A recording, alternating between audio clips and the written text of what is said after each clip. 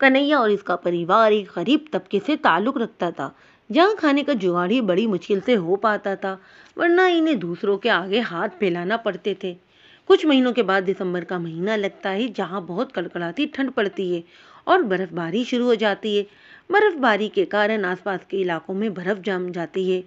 हर कन्हैया भारी भारी बोरियां उठाकर गोदाम में रख रहा होता है। वो अपनी कमर पर भारी ठंड में सामान लाद कर ट्रक से उठाकर अंदर जाकर रख देता है और घर आकर अपनी पत्नी लाजो से कहता है, अरे लाजो, जरा एक रोटी तो कपड़े में बांध कर ला देना, बहुत दर्द हो रहा है मुझे। अजी क्या हुआ, कहाँ चोट लग गई आपको? देखने में तो सही लग रहे हैं आप। फिर क्या हुआ, कहाँ सिकाई करेंगे आप? अरे भाई, सामान उठाने से कमर में बहुत दर्द हो रहा है, इसलिए कह रहा हूँ कि सिकाई कर दो। अब हीटर तो है नहीं हमारे पास, हम बहुत गरीब जो हैं भाई, हमारे लिए तो बस यही हीटर है। सही कह रहे हैं आप। रुकिए, मैं ज़रा जल्दी से आपके लिए लेकर आती हूँ। लाजो एक गर्म रोटी को कपड़े में बांध कर लाती है और उसके कमर पर सिकाई शुरू कर देती है, जिसके बाद वो डर से चिल्लाने लगता है और उसकी आवाज़ सुनकर उसकी बूढ़ी माँ आ जाती है। अरे बेटा, क्या हुआ तुझे? कोई चोट वोट लग गई है क्या?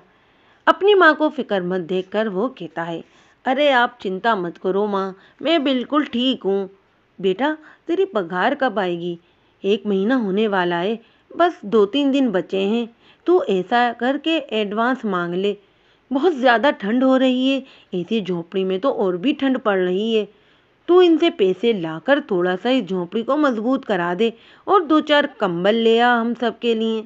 सर्दी शुरू हो गई है, अब ये इतनी जल्दी नहीं ख़त्म होगी। कैसे दिन कटेंगे? माँ, मैं आपकी बात समझ रहा हूँ, आप चिंता ना करें, मैं कल ही मालिक से बात करता हूँ। अरे कन्हैया जी, आप परेशान मत हो, इसकी बीवी लाजो बोलती है, आप आपके लिए दूसरी रोटी सेक कर लाती हूँ, ये तो ठंडी हो गई है। तभी लाजो की नज़र अपने पति के हाथ पर पड़ती है, जो कि भारी सामान उठाने के कारण लाल हो रहे होते हैं। वो तुरंत रसोई में जाती है और गोले का तेल लाकर अपने पति के हाथों पर लगा देती है और फिर कमर की सिकाई भी कर देती है।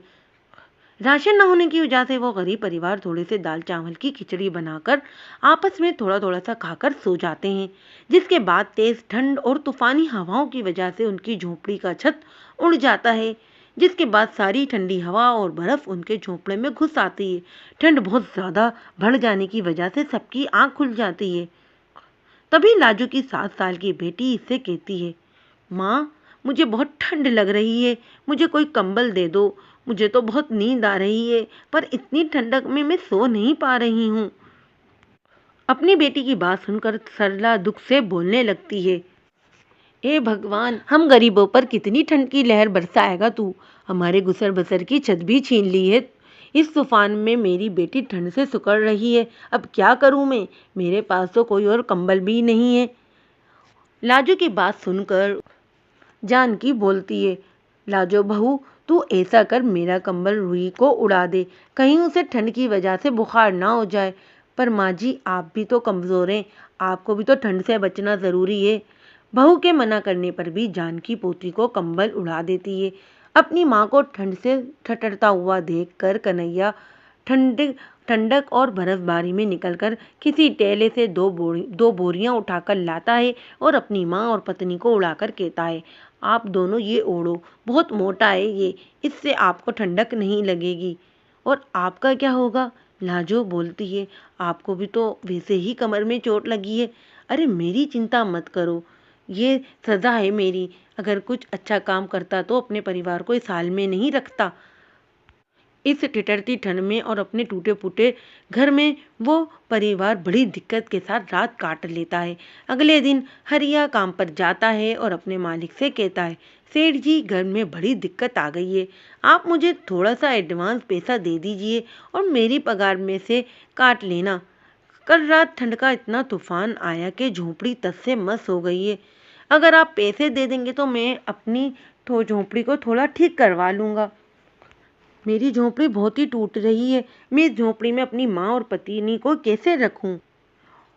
ओ बस कर भाई, मुझे अपनी दर्द भरी कहानी सुनाकर पैसे ले लेगा तो तेरी ये सोच गलत है। और अभी